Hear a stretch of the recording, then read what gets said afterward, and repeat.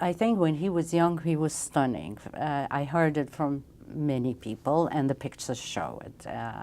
He was someone who people remembered, who noticed. He has incredible blue eyes, not just the color, but the size, and then the intensity of his expression, and the intensity of every reaction, even if it's enthusiastic or if it's amusement, but it's much greater than anybody. Just average person is amused. So everything was outsized emotionally about him. And he could be also down very profoundly, almost scary. He had the capacity to be sort of elated by smallest things of beauty. If it's music, it would just, he couldn't contain it. He was not someone who could see something beautiful or hear or see this gorgeous ballet or performance, fantastic actor or actress. So he was very, very expressive, and he didn't say gorgeous or beautiful.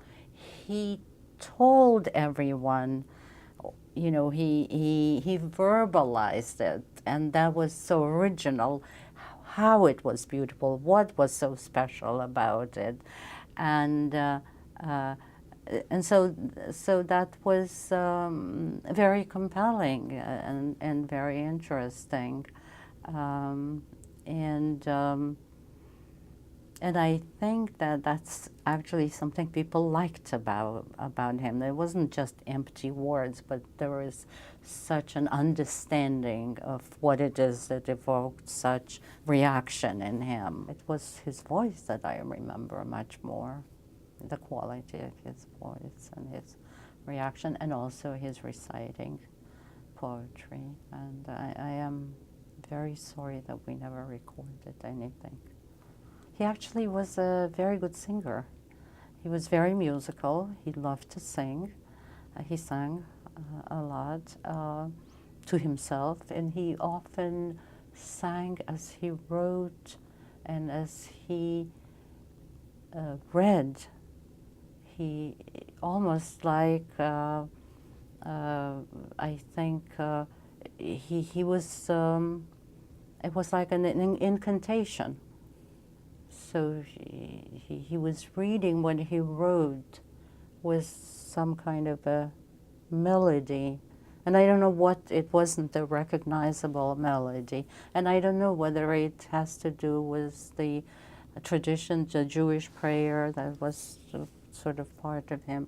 But that I remember, that he was reading to himself what he wrote, and kind of in a singing voice, singing it.